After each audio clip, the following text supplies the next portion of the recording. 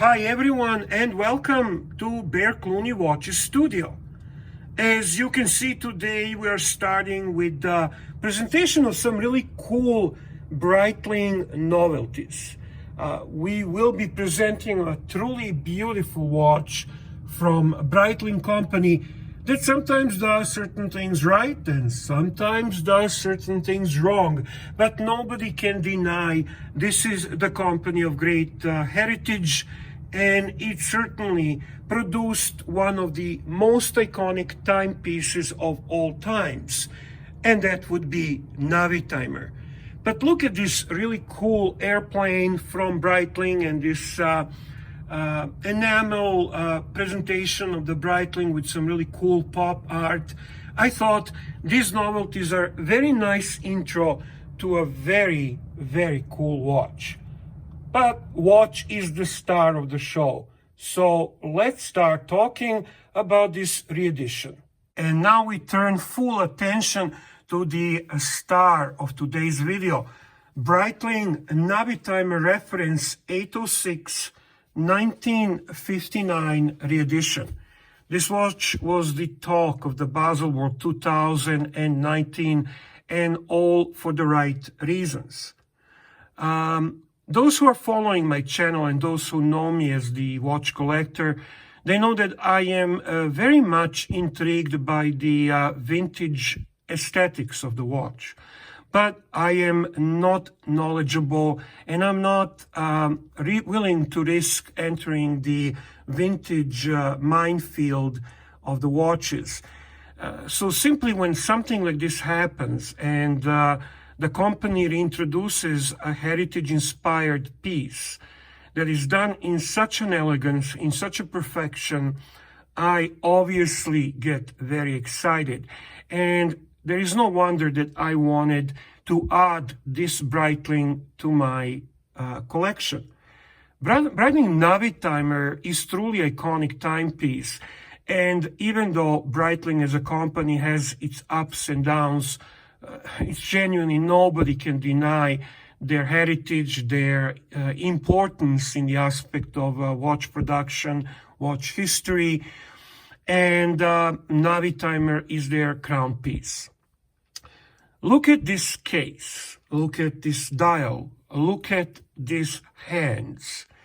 This is a truly reedition that has been designed with painstaking attention to every detail to faithfully match the design of the original Navitimer from 1959. Therefore, in the name of this watch, that's a reference 806 1959 reedition.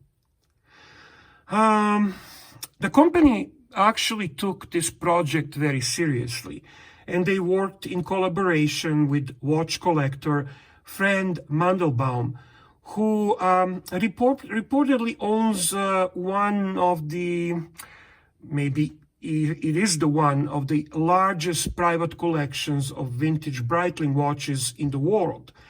And company CEO Georges Kern brought Mandelbaum into the creative process over a year ago. So, you know what? They obviously knew what they want to achieve. And I applaud the Breitling CEO for this initiative. The goal was obviously to create a watch that was as true to the original as possible. And I think they managed that to achieve. They managed to achieve that actually tremendously. This watch appeals to discerning collectors and vintage enthusiasts alike, and I know that for a fact. And that is exactly why the process that Breitling took to achieve this is to be appreciated and admired. This is a stainless steel case of precisely same dimensions as its inspiration, and an all-black dial with a tone-on-tone small second, 30-minute, and 12-hour chronograph counters. Recreating one of the signature elements of the original Navitimer reference 806 from 1959, The dial protected by a highly domed acrylic glass.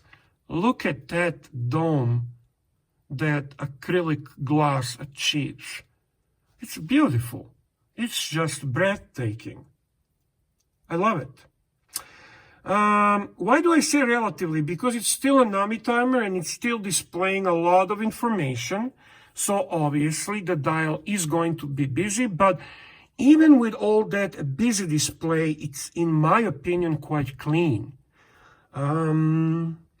So you can see that stop minutes and hours are tracked on the subdials, and 3 and 6 o'clock respectively, with running seconds shown at 9 o'clock. There is no date display, which I very much appreciate and love. And just below 12 o'clock is the Breitling inscription in a capital letters and unsigned vintage-inspired logo. It's beautiful. The particular logo was used for actual European market, and it's done in a rose gold. So if you actually go to the Breitling site and you see that it describes the case of and the watch as the stainless steel and rose gold, you might get confused and say, where is the rose gold? I don't see any. Well, they're referring to the Breitling inscription, in the Breitling winged logo as the rose gold. The only concession to the modernity are the water resistance, which is obviously appreciated because it's increased to 30 bar, which is 30 meters, and super luminova, which we're going to take a look later at the lume to get a better understanding of how the lume on this watch looks. But you know what? Even with that luminova, the Breitling paid a special attention that the luminova coating is matching the color that aligns with the aging of the luminescent material on earlier watches. Let's now actually get the feeling of the chronograph. Let's engage it. I'll get quiet so you can actually hear it. Oh, that's beautiful. It truly engages so beautifully. Let's now stop. Oh, and reset. Quite gorgeous. Let's again look at the dome. Oh my God, that is just impressive. So the stainless steel case uses a snapped in a case back, much like traditional case construction of the period. A bidirectional bezel is fit on a 40 millimeter case, so it's even size. And you notice the bezel, the beads on the bezel, it's a beaded bezel. The Breitling even made sure the number of the beads matches the original 1959 Navitimer 806. That is so cool. That is absolutely cool.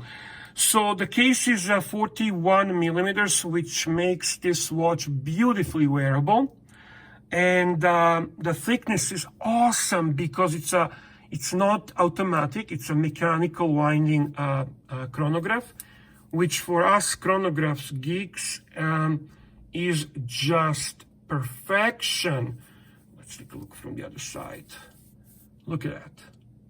Look at that beautiful thickness. Look at that. Look at the lugs. Look at everything. It's just so gorgeous. And the movement of this watch, as I mentioned, is actually showing another dedication of Breitling. Sorry, kicking this.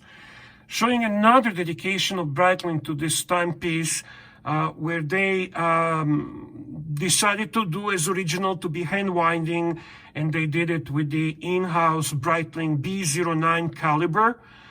Some say it's just removing the automatic components of B01, but there is slightly more than that.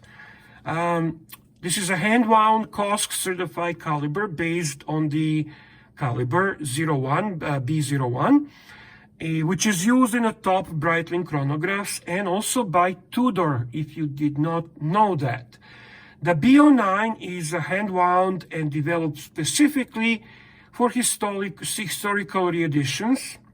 It's beating at 28,800 vibrations per hour. Chronograph movement bears 3 counters at 1/4 second, 30 minutes, and 12 hours. It has a 39 joules movement for the total of 70 hours power reserve, and this is a limited timepiece to 1,959 pieces appropriately, considering it's a 1959 reedition. And finally, the strap of this watch, which is truly beautiful. It has a wonderful thickness. Even the thickness tapers a little bit, starts thicker here and then goes thinner. It's a great quality strap. I think it basically beautifully suits this heritage-inspired timepiece, and I am loving it to bits. I love everything about this watch, and I think that Breitling truly hit the home run with this timepiece, and I am looking forward to what is going to be the next. Personally, I'm hoping they will do a similar approach and reintroduce a reedition of the Cosmonaut, which would be a great pair for this timepiece, and I'm hoping to add that to my collection as well. Now, why don't I actually show you how this watch wears and how does this watch look on the wrist? Just give me a second. And now you can take a look how it wears on my 7.25 inches wrist. I think it just looks fantastic. So that's another advantage of reedition of the beautiful vintage timepiece, because its wearability is obviously there. It's a watch that looks and has a heart of the beautiful vintage timepiece, yet it has all modern advantages, so you can actually enjoy this beautiful watch on your wrist. And now let's take a look at the lume of this watch and get a good understanding how it looks. And here is the lume of the watch. I think it's quite decent. And that's it. This concludes the presentation of this wonderful watch. And Bear Clooney wishes you all the best to all of you.